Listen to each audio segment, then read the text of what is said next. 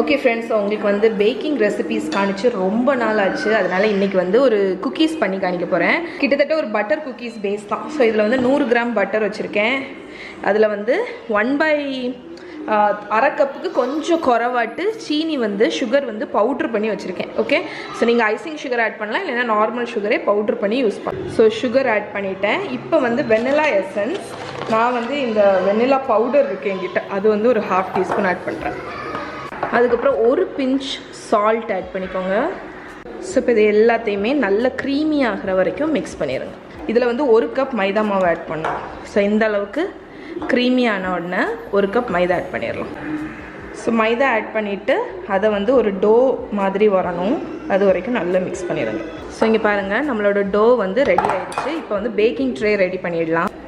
So நான் வந்து இந்த என்னோடய பெரிய பேக்கிங் ட்ரேயில் வந்து குக்கீஸ் பேக் பண்ணும்போது இந்த பெரிய ஷீட் பார்ச்மெண்ட் தான் யூஸ் பண்ணுவேன். ஏன்னா வந்து அது ஒரு ஷீட் அப்படியே ஃபிட் ஆகிடும். ஸோ இந்த பார்ச்மெண்ட் போட்டால் நம்ம வந்து க்ரீஸ் பண்ணணும்னு அவசியம் இல்லை. ஜஸ்ட் வந்து இந்த குக்கீஸ் எடுத்து ஈக்குவல் போர்ஷன் எடுத்துக்கோங்க. எடுத்துட்டு இதை ரோல் பண்ணுங்கள். இதில் வந்து நான் 1 கப்பில் சுகர் வச்சுருக்கேன், காஸ்டர் சுகர். நீங்கள் வந்து நார்மல் சுகர் கூட யூஸ் பண்ணலாம். அந்த சுகரில் வந்து இந்த சுகர் கொஞ்சம் ஃபைனாக இருக்கும் காஸ்டர் சுகர்னால். ஸோ அதில் வந்து நம்ம டோவை ரோல் பண்ணி, ஸோ நம்மளோட குக்கீஸ் எல்லாமே நான் ஷேப் பண்ணி வச்சுட்டேன். இது வந்து 1 teaspoon stainless steel measure. So இதை வச்சு இந்த குக்கீஸில் வந்து லைட்டாக ஒரு இன்டென்ட் மாதிரி வைங்க.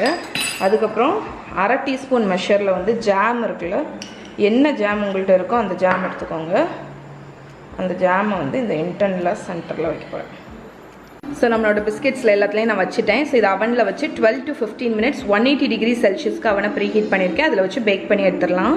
ஸோ குக்கீஸ் எனக்கு கிட்டத்தட்ட 15 மினிட்ஸ் பேக் ஆச்சு. ஸோ லைட்டாக ஜாம் வந்து நிறைய ஃபில் பண்ணதுனால லைட்டாக ஓவர்ஃப்ளோ ஆகிருக்கு. பட் வெளியே எடுத்தோடனே அதை வந்து ஒன்றுமே டிஸ்டர்ப் பண்ணாதீங்க. அப்படியே ஒரு 5-10 நிமிஷம் அப்படியே ட்ரேலே இருந்து கூல் ஆகட்டும். ஏன்னா ஜாம் வந்து ஹாட்டாக இருக்கும். அதனால் நீங்கள் வந்து எடுக்க ட்ரை பண்ணிங்கன்னா இந்த குக்கீஸே ரொம்ப டெலிகேட்டாக இருக்கும். ஸோ இது வந்து பிரேக் ஆக சான்ஸ் இருக்குது. ஸோ கம்ப்ளீட்டாக கூல் ஆனோன்னா நம்ம எடுத்து மாற்றிக்கலாம்.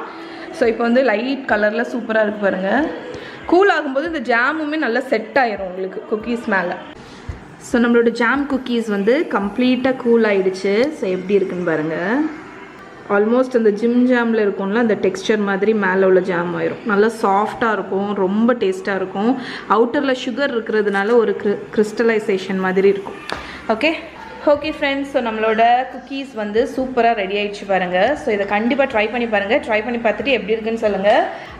ஸோ இதோடு இன்றைக்கி வீடியோ முடிச்சுக்கிறேன். இன்னொரு வீடியோவில் உங்களை மீட் பண்ணுறேன். பாய்.